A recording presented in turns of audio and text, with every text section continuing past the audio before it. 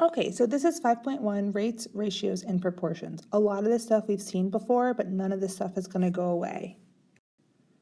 Okay, so let's do a quick radical review. Let's think about how to break some stuff down. So if I have the square root of 20, I want to think about this in terms of what I can break it down to. Well, 2 and 10 jump out at me. I know 10 is 2 and 5, so now I know that I'm taking the square root.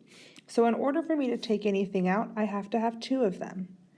If I have 2 of them, I write it outside one time, and then I leave everything else inside. So this is simplified for square root of 20.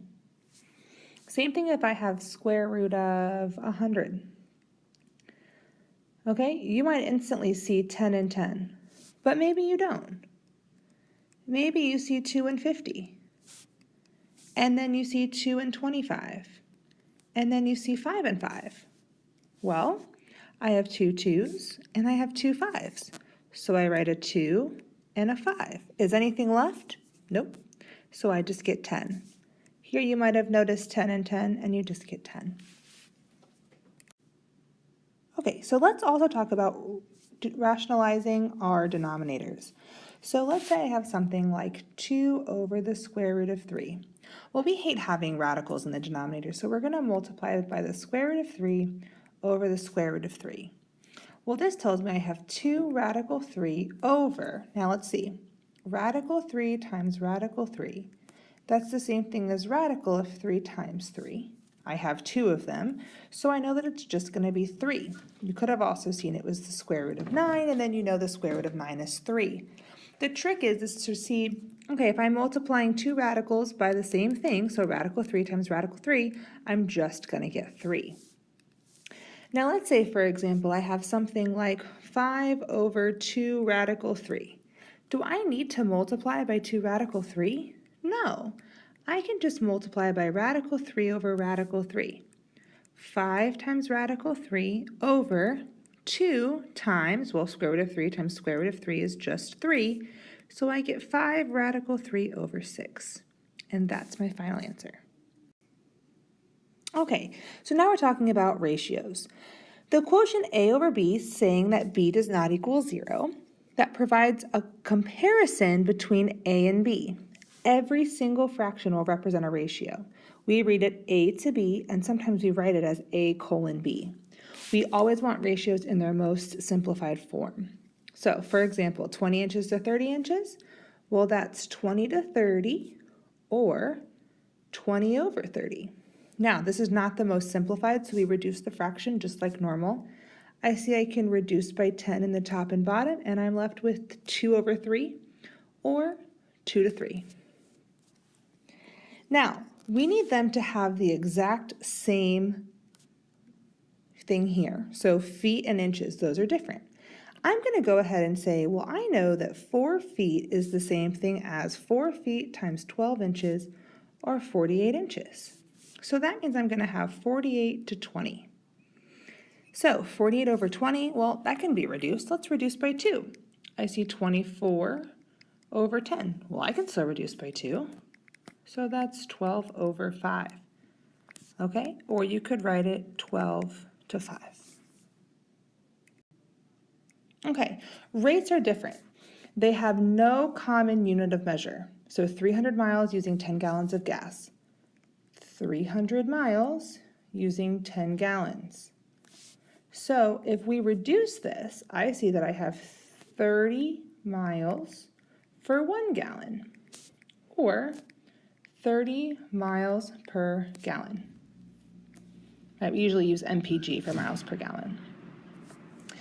$8.45 for 5 gallons.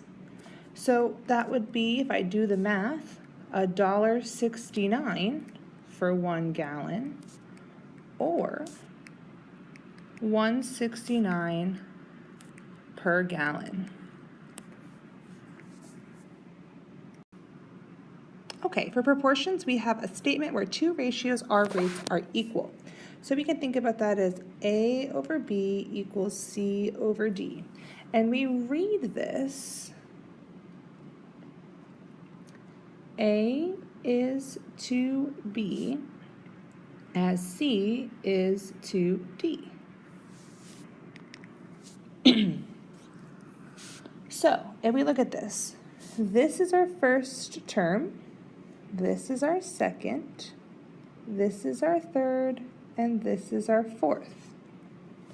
So the first and fourth terms, so in this case it would be A and D, are the extremes. Okay, and then the second and third terms,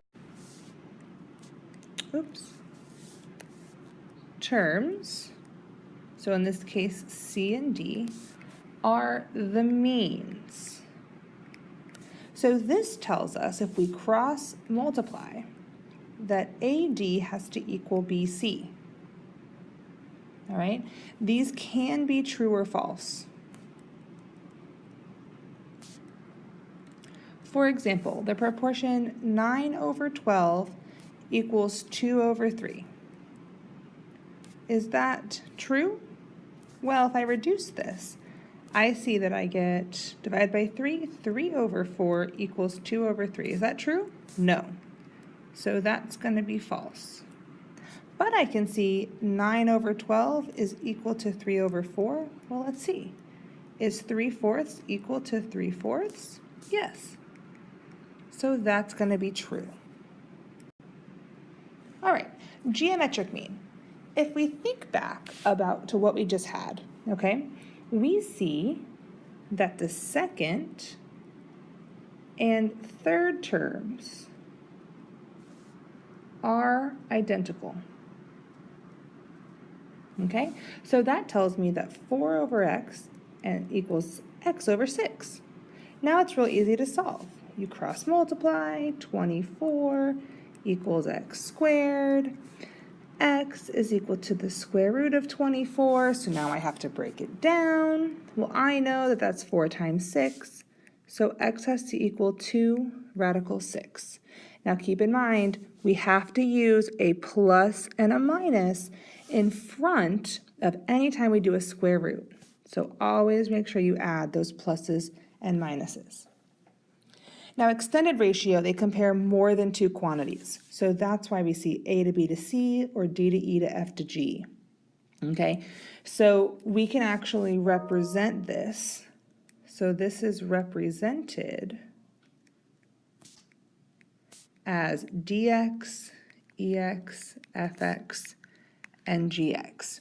Remember the triangle problem we had a little while ago, or when we had the angle problem, where we had something broken into some kind of ratio? We could have said 1, 2, 3, 4, 5 to 2. You would have said 5x plus 2x equals 180, and you would have solved from there. So this is the same thing, except we're just extending it to more. Okay, so let's do a couple examples real quick, and then we'll be done. So if I have x/8, and that's equal to 5/12, go ahead and take a minute and solve for x.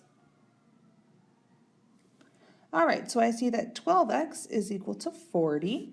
So that tells me that x is equal to 40/12, or if we reduce it to 10/3.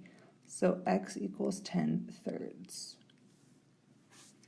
Okay, let's try a different one. So I have x plus 3/3, and that equals 9/x minus 3. Take a minute and solve it. Okay, so I see that I have x plus 3 times x minus 3 equals 27. Remember, we're just doing this by cross multiplying. So then from here, I'm going to FOIL. I get x squared minus 3x plus 3x minus 9 equals 27. X squared minus 9 equals 27. Add 9 over, and we get that x squared is equal to 36. Take the square root of both sides. Don't forget that plus or minus. The square root of 36, so x equals plus or minus 6.